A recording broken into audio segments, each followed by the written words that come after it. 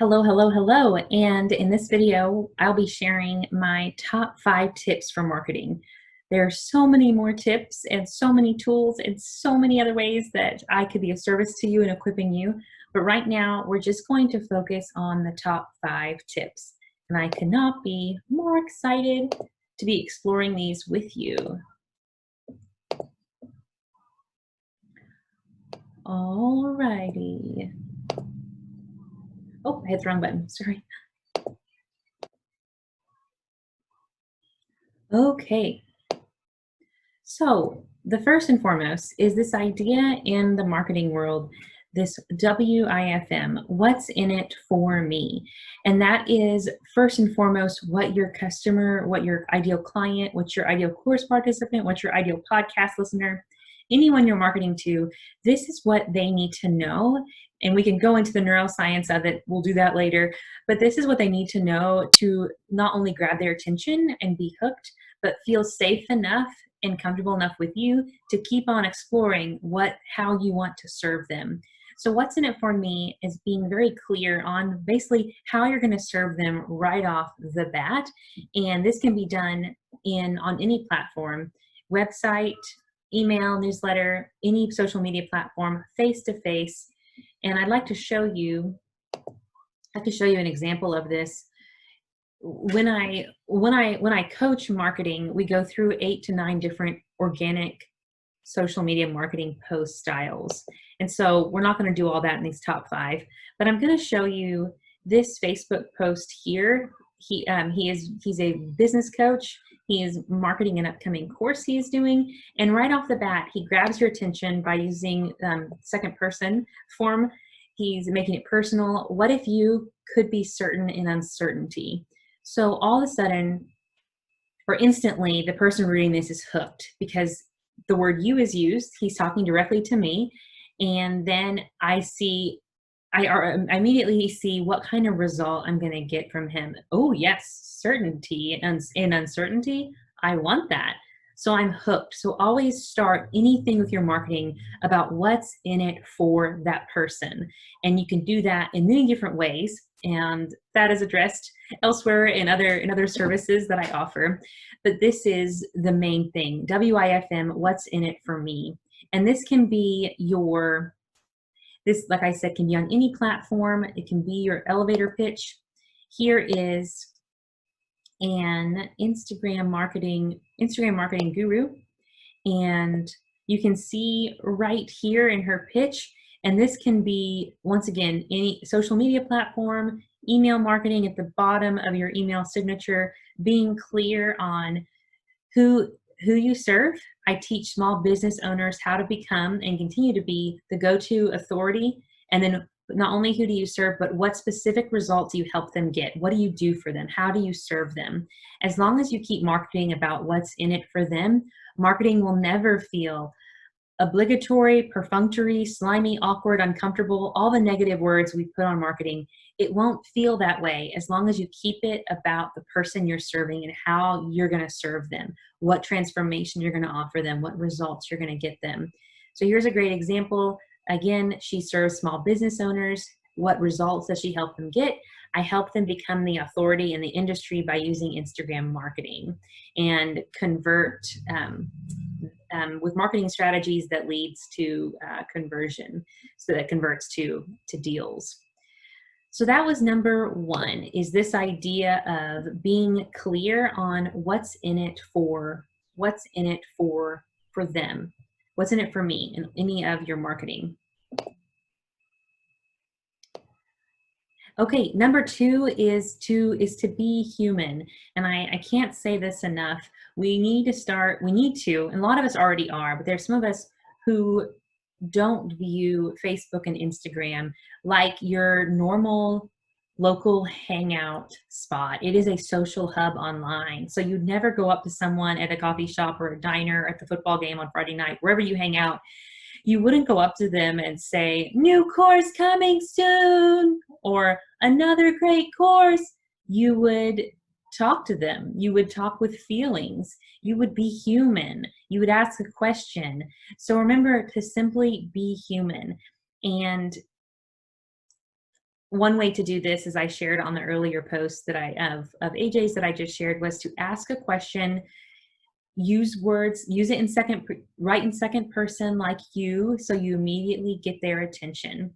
And be authentic, be vulnerable, be human. How would you talk at a football game with someone? How would you talk if you ran into someone at a restaurant? And talk that way on social media or in your emails to people in your email marketing. Be human.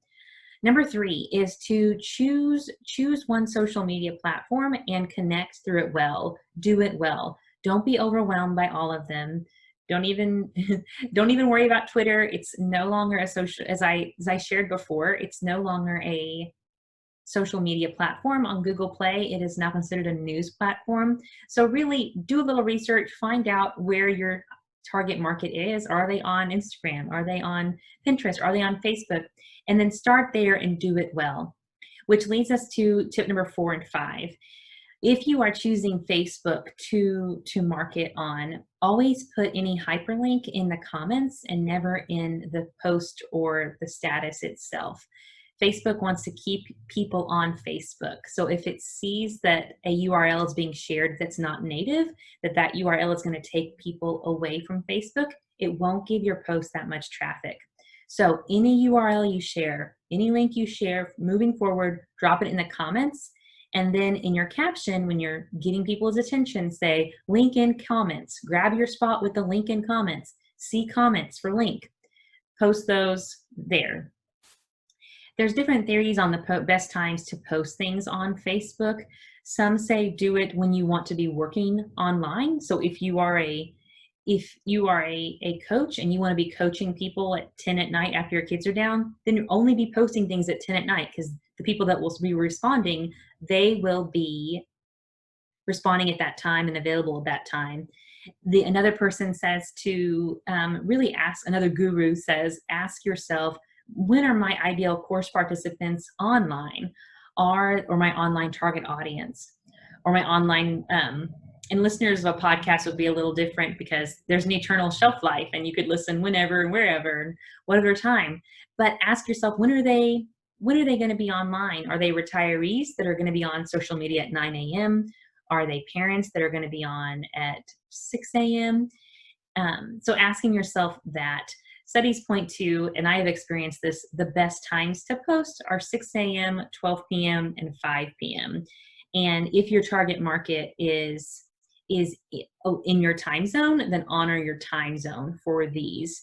I've also found that if you have a lot of East Coast people in your networks, that 2 p.m. is also another nice one because they're getting it at 12. But these 3 seem to be, although there's lots of different opinions, these 3 times seem to work the best. And if the 5th step, if you choose Instagram to market with, know that it's a different beast than Facebook, although Facebook owns it.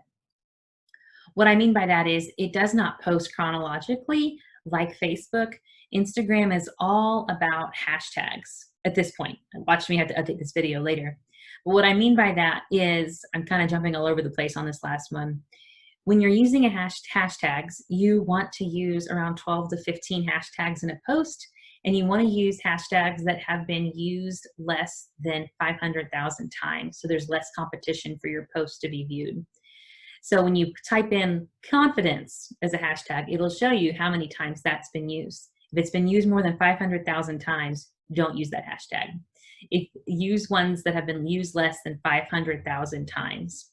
I would encourage you to make it all about beautiful pictures. This is an area of growth for me, and that is the main thing. Is it eye-catching? Does it make me curious to read the caption? Beautiful pictures, obviously. And if you are going to make something on Canva, which I highly recommend, canva.com, aim for brand recognition. So use the same font, use the same colors, your same brand colors, and don't be using a different pre-made template every time you post, because you want your customers to get used to seeing you and recognizing what you do. So honor your fonts. And if you're making another little, here's a sixth tip, I'll just slip in here. If you're making something on Canva, keep it to a minimum of 2 to 3 colors and 2 fonts. 2 to 3 colors and 2 fonts if you're making something. And there's different opinions out there about stock photos on Instagram. They can be spotted a mile away when you do use them. What I have noticed that some people do is they'll use a stock photo, which you can get from Pexels.com or Canva. They'll use a stock photo, then they'll put a transparent in the corner of their brand. And so there is some brand recognition there. And so, however,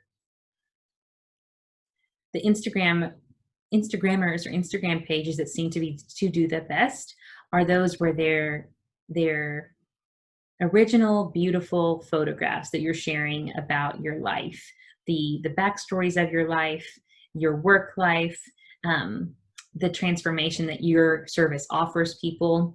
So I could go on and on, but those are the 5 tips. Those are the 5 tips on marketing that I'd like to share with you today, and let me know how I can serve you further.